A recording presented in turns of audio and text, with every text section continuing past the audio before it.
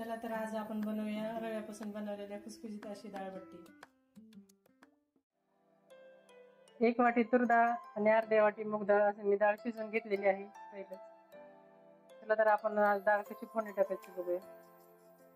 वरण फोडणी टाकण्यासाठी मी 2 टोमॅटो, लाल तिखट, कढीपत्ता, लसणाची पेस्ट आणि कोथिंबीर बारीक चिरून घेतलेली आहे. फोडणीसाठी तेल गरम करून घेऊया.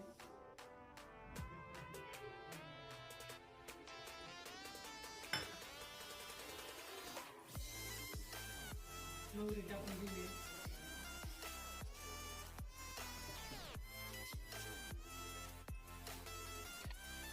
छान परतून घेतलेलं आहे. थोडंसं मीठ आणि हळद टाकून घेऊया.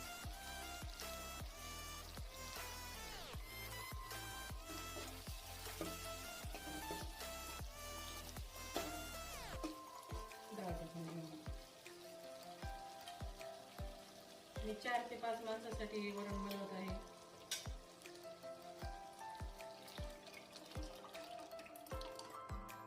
बट्ट्यासोबत वरण जरा जास्तच लागतं.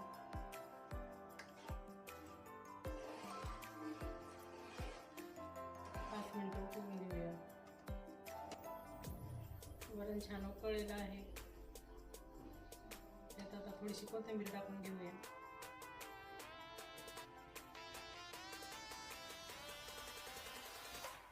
बट्टी तयार करण्यासाठी सर्वात पहिले रवा 2 वाटी घ्या.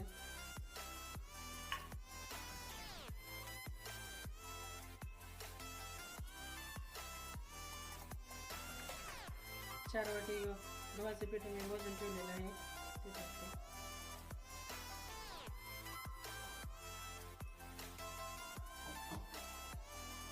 मीठ टाकून घेऊ चवीनुसार. ओवा, ओव्याने ह्याला खूप चांगला स्वाद येतो.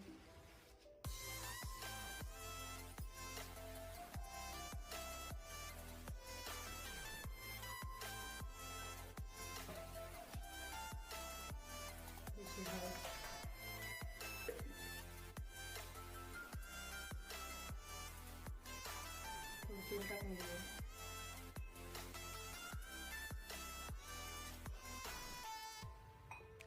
छान असं चोळून घेऊया. छान मिक्स करून घ्यायचं.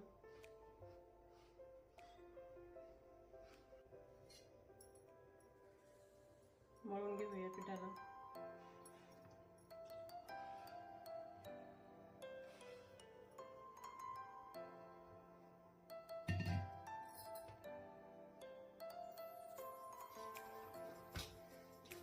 घट्ट असं गोळा मळून घेतलेला आहे.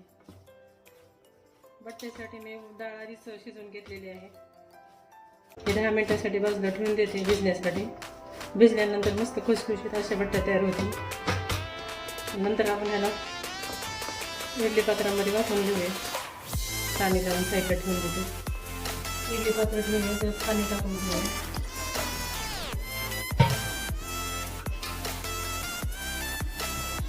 अशाच प्रकारे सर्व गोळे तयार करून घेतलेले आहेत.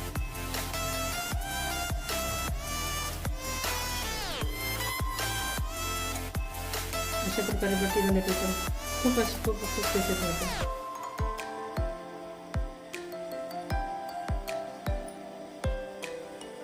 आता आपण ह्याला उकडून घेऊया. 10 ते 15 मिनिटं वाफेवर मस्त उकडले जातात हे.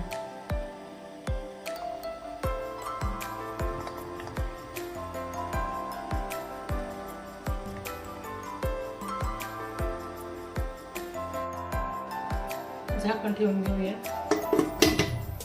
10 ते 15 मिनिटं चांगलं उकडून घेऊया. बट्ट्या उकडल्यात का नाही ते पाहूया. उकडल्यात का ते पाहण्यासाठी चाकू टाकून बघूया. चाकूला जर नाही चिटकलं तर समजायचं की आपली बट्टी दुसरी अशी उकडलेली आहे. बट्ट्या आता आपण काढून घेऊया.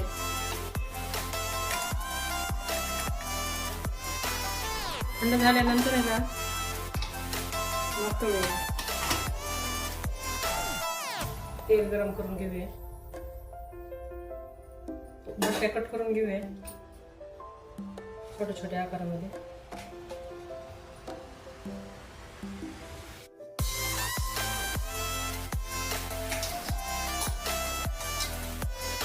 तेल गरम झालेले आहे, एक बट्टी टाकून घेऊया.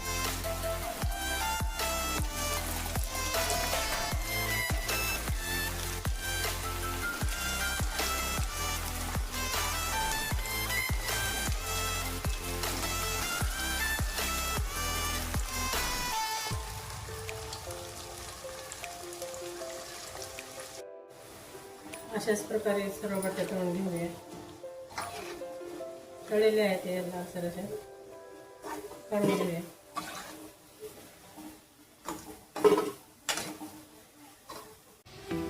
तयार आहे आपली रव्यापासून बनणारी खुसखुशीत अशी डाळबट्टी.